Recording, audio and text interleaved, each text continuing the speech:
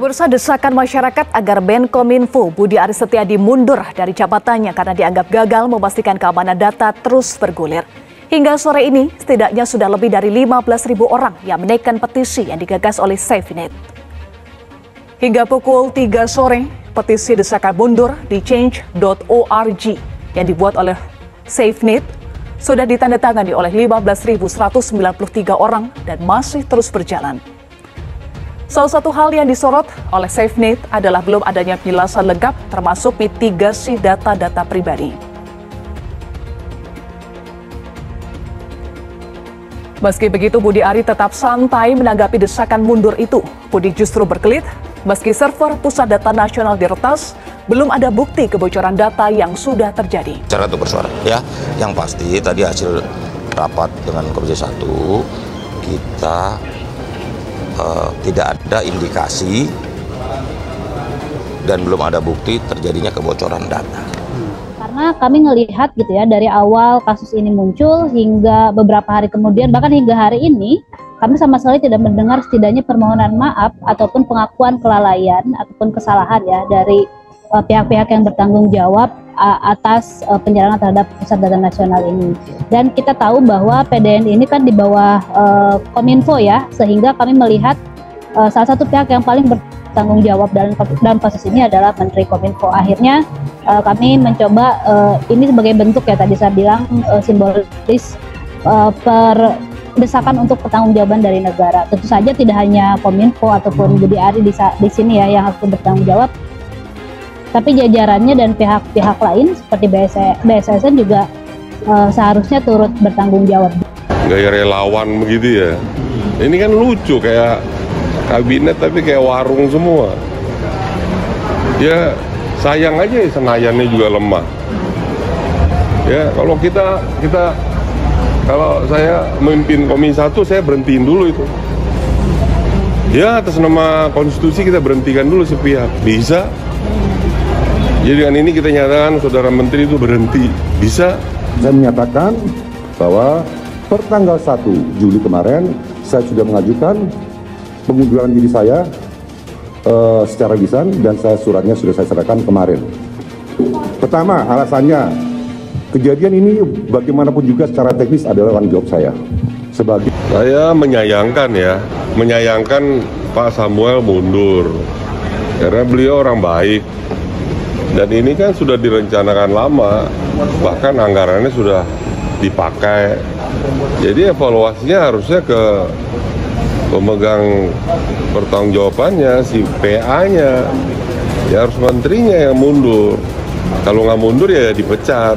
Ya gitu ya. Dan harapannya sebetulnya Jokowi yang memiliki wewenang untuk mereshuffle gitu ya, itu bisa melakukan hal ini, kemudian nanti memilih orang yang memang tinggal berapa bulan ini? No problem. Kalau nggak mau mundur di reshuffle, mendingan gitu. Mending kayak gitu. 3 bulan itu bukan waktu yang singkat menurutku. Dalam 3 bulan masih mungkin ada serangan-serangan selanjutnya yang kalau misalnya tidak dimitigasi dari sekarang bisa jadi lebih parah gitu. Jadi sudah kita evaluasi semuanya. Yang paling penting semuanya harus dicarikan solusinya agar tidak terjadi lagi. Nah, kita nggak dapat sekalipun sampai hari ini satu kalimat pun yang memungkinkan kita percaya bahwa ini udah aman tuh. Presiden Jokowi juga ya apa poinnya Jokowi bicara dengan pesan moral semacam itu tuh. Ini soal menterinya juga. Menteri itu merupakan orang yang membantu presiden, jadi ya selama dalam menjalankan tugasnya tidak bisa maksimal, ya mungkin bisa dievaluasi oleh presiden. Di backup semua data nasional kita sehingga kalau ada kejadian kita tidak terkaget-kaget.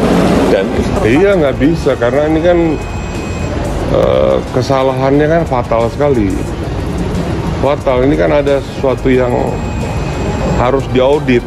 Jadi pertanggungjawabannya memang setara harus dengan pengguna anggaran, yaitu menteri.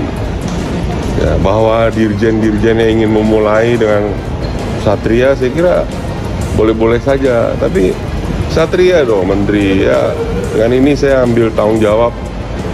Saya menyatakan mundur demi perbaikan ke depan dan demi menjaga harkat Presiden Joko Widodo. Begitu dong. Tadi saya bilang harus tobat, itu benar gitu. Bagaimana harus mengakui kesalahan dan tidak melakukan hal yang sama di masa depan. Kenapa kemudian kita tetap dorong Menkominfo buat mundur? Ini sebagai salah satu simbol bahwa negara memang mau bertanggung jawab dan memastikan mereka tidak akan melakukan kesalahan-kesalahan bodoh lainnya gitu ya. Dengan mengganti Menkominfo misalnya dengan orang yang lebih kompeten gitu ya. Tidak perlu hacker misalnya untuk menjadi Menkominfo, tapi setidaknya dia punya kapasitas manajerial, dia memiliki perspektif yang baik terkait keamanan dan memiliki komitmen sebetulnya terkait keamanan data ini menjadi sangat penting gitu ya. Sebagai Dirjen Pengampu dalam proses transformasi pemerintahan secara teknis, jadi saya mengambil tanggung jawab ini secara moral dan saya menyatakan harusnya selesai di saya karena ini adalah masalah yang harusnya saya tangani dengan baik. Ransom digunakan nggak cuma satu, ada 2 macam ransom gitu, dan ini adalah hanya salah satunya saja gitu yang diberikan key-nya. Artinya kalau ini diberikan, masih ada satu sistem lagi yang menggunakan ransom lain gitu, yang kita belum diberikan key-nya. Kalaupun kalau ini bisa untuk dibuka ya gitu. Satu hal yang menurut kami di DPR juga sudah dibahas di Komisi 1, hal yang harusnya tidak terjadi seperti ini. Jadi secara konkret dievaluasi, kemudian tindak lanjutnya seperti apa, pihak-pihak yang kemudian merasa lalai atau kemudian bertanggung jawab ya sebaiknya bisa mengevaluasi dirinya. Jadi di era Pak Prabowo nanti ini nggak boleh ada kompromi. Jadi kita berharap memilih kabinetnya juga kalau perlu fit and proper test semua lah lewat publik lah. Jangan karena suka bagus gayanya apa. Ini separuh dari menteri Pak Jokowi kan parah semua. Nah kalau kita mau usut lebih panjang ya bukan dirjen yang mengundurkan diri, ya pemegang paspornya aja yang mengundurkan diri misalnya kan. Jadi sebetulnya itu tanggung itu mesti menteri menyatakan seluruh kebijakan yang seluruh data yang bocor itu disebabkan oleh kebijakan yang tidak prudent dari saya sebagai menteri. Itu baru ada pembelajaran ini. Ya, jadi Presiden Jokowi juga harus memberi juga kepastian ya. Kalau nanti semua orang class action, semua masyarakat melakukan class action ke Mahkamah Konstitusi, Mahkamah Agung, kan repot itu. Lah gitu. Atau memang mungkin ini semacam pembukaan diri atau pengajuan diri untuk menjadi saksi kalau diperiksa itu kan mesti ada pemeriksaan nih kenapa dia bocor. Dan kalau dia masih megang itu dibilang oke, gue mesti tahu ya kalau sini menjadi menteri besok gue buka nih. Kalau sini mau merapat pada koalisi ini besok gue buka nih. Jadi ketepatan dia itu memungkinkan kita menduga bahwa ini orang ngerti tentang politik Indonesia, kira-kira begitu.